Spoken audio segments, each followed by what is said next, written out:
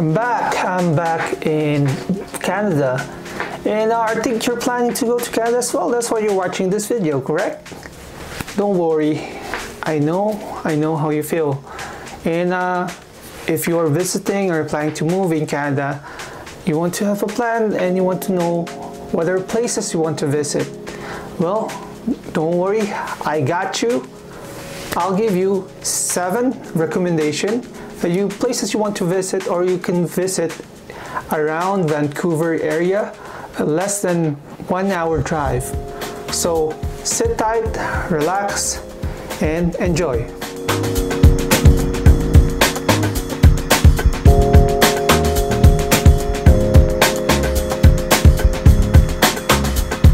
With its scenic views, mild climate, and friendly people, Vancouver is known around the world as both popular tourist attraction and one of the best places to live.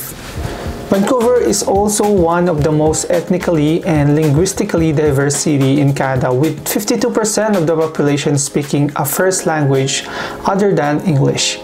Vancouver has hosted many international conferences and events, including the 2010 Winter Olympics and 2010 Winter Paralympics. Vancouver is also a popular filming location. It's surrounded by mountains and also has thriving art, theater, and music scene. So if you're planning to visit Vancouver, here are some places that you might want to add to your bucket list when visiting or moving to Vancouver, British Columbia. Number 7 in our list is Gastown. Gastown was Vancouver's first downtown core and is named after Gassy Jack Dayton, a Geordie seaman, steamboat captain, and barkeeper who arrived in 1867 to open the area's first salon. Gastown is where you will find the old town of Vancouver with its heritage brick buildings, historic character, tourist shops, and fine restaurants.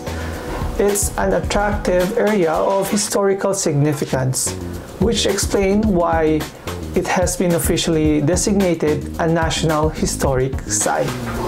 You can find here the famous steam-powered clock located on the corner of Cambie and Water Street. The clock was built to cover a steam grate that was part of Vancouver's distributed steam heating system. The clock was built as a way to harness the steam and to prevent street people from sleeping on the spot in cold weather. The steam also powers the clock's sound production, which uses whistle to signal the time and produce the Westminster chime. Every 15 minutes, the clock sounds the chimes on 5 brass steam whistle. And for 6 spot, Vancouver Lookout. In 1977, the Harbour Centre complex, including the office tower and Vancouver Lookout, was built around the original 1928 Spencer building. Equivalent to 40 stories, the building was designed by WZMH Architects, the same firm that created the CN Tower in Toronto. It is constructed in the brutalist, modernist style that was popular in Vancouver at that time.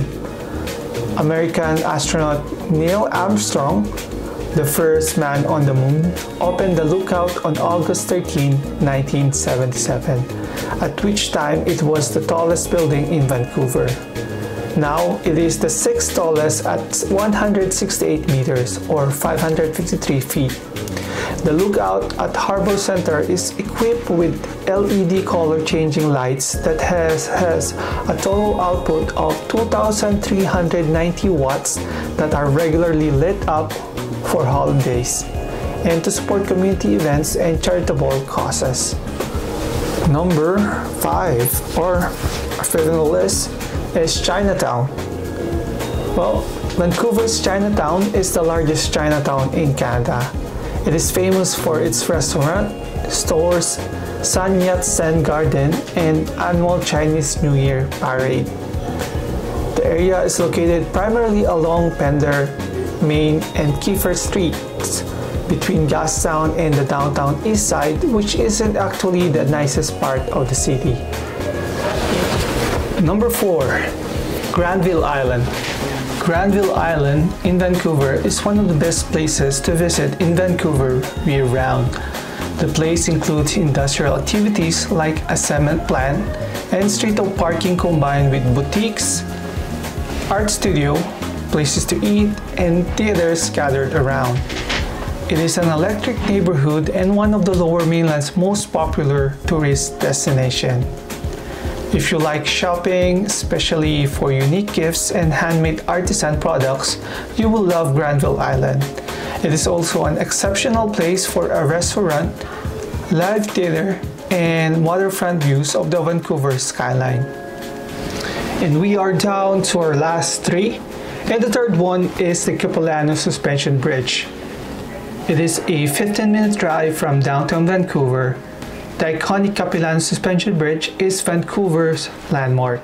Since 1889, visitors and locals alike have flocked to this famous swinging bridge across Capilano's Canyon, making it one of Canada's most popular attractions.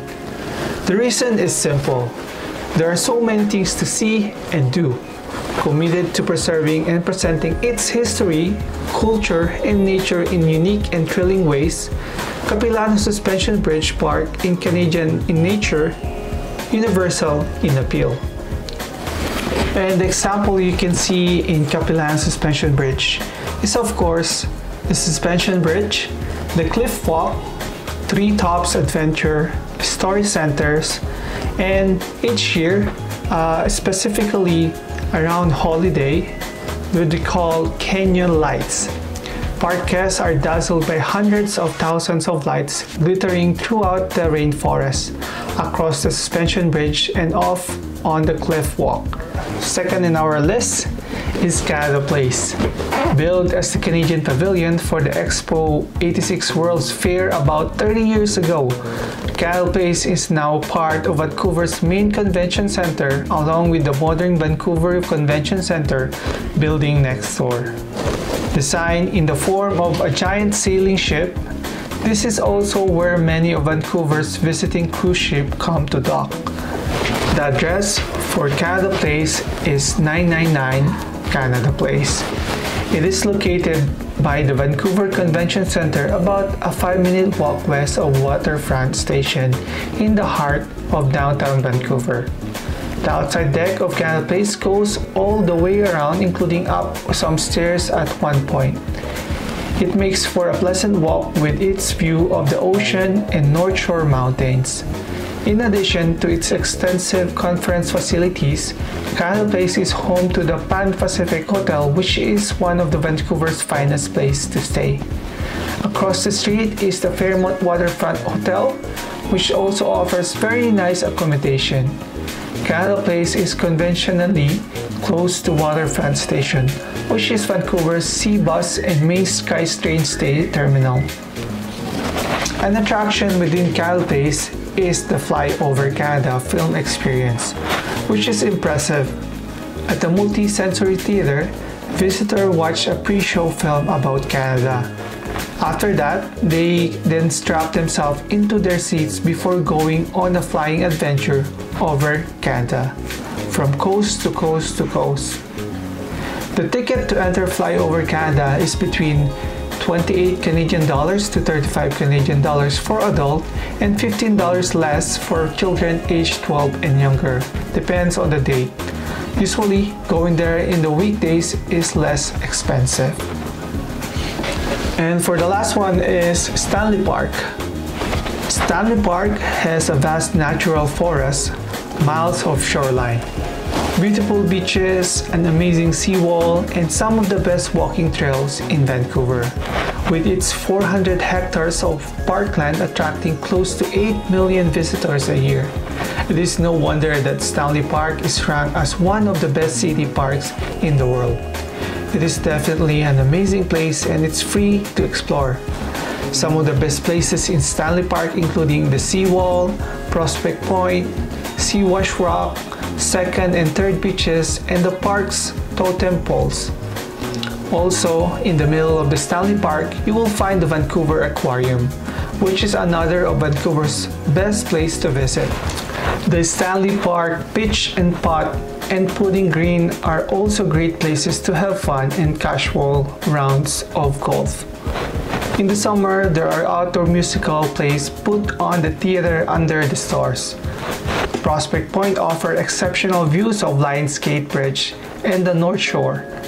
From the lookout area at the Prospect Point, you can often see ships going under the Lions Gate Bridge.